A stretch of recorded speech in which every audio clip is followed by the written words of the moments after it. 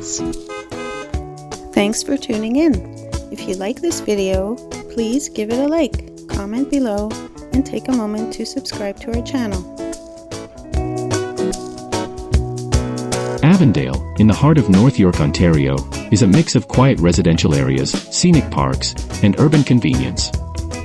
Located close to the bustling Yonge Street and Shepherd Avenue intersection, Avondale has easy access to shopping, transit, and green spaces that locals love.